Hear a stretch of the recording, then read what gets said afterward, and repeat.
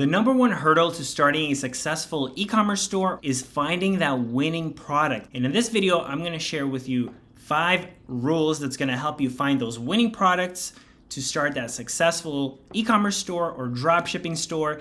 And later on, we're actually gonna break a few of these rules. And at the end, I'm gonna give you a bonus tip that's gonna help you take your store even to the next level. The number one thing to avoid is very saturated products. When you find a product and you go on Google and you search for it, if you see a bunch of people selling it, then it's probably best to avoid it, especially if the brand that you want to sell is also selling that product retail. You probably don't want to compete with them. You don't want to sell this product. It's best to move on. Avoid overly saturated products.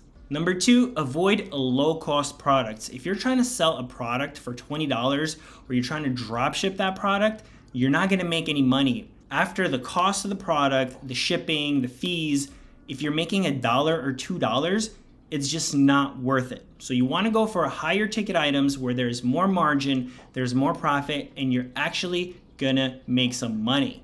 Avoid products with a lot of variations. For example, something like clothing is just gonna be a headache to deal with. There's gonna be a lot of inventory.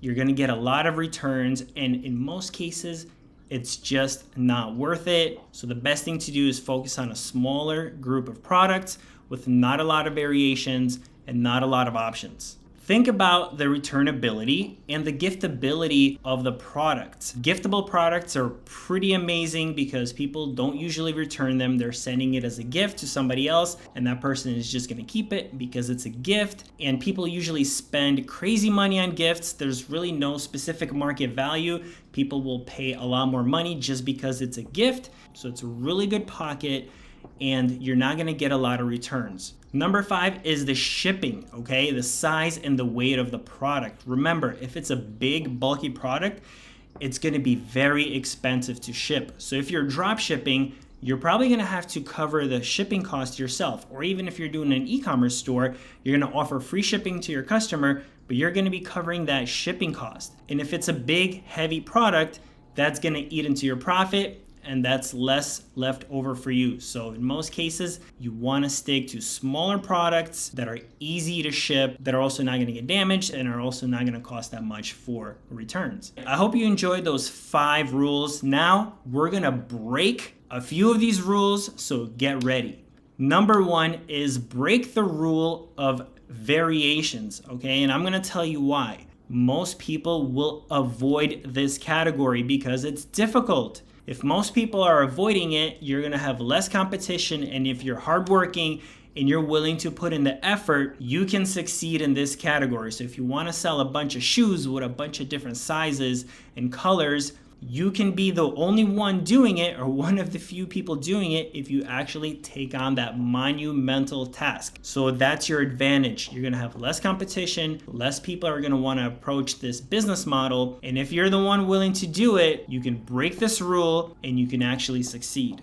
And the second rule we're gonna break is the shipping cost. For example, something like furniture is very expensive to ship. It's bulky, it's heavy, and it could get damaged. A lot of people do not want to deal with this. If you can figure out a system to make it efficient and you're willing to put in the work and you're willing to deal with it, you might be one of the few people that is going to be in this niche, and that's a great way for you to stand out and for you to have less competition and to succeed.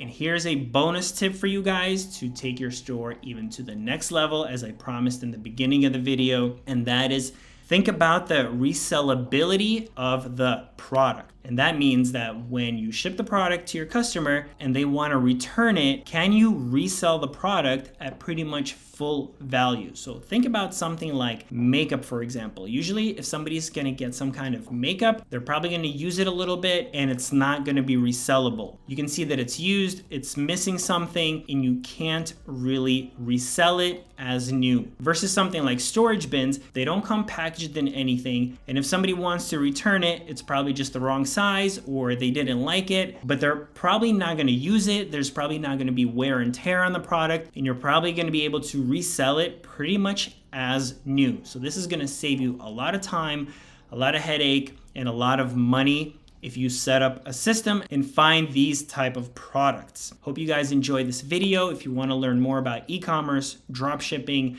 and all that good stuff, check out some of my other videos, and I'll see you guys next time.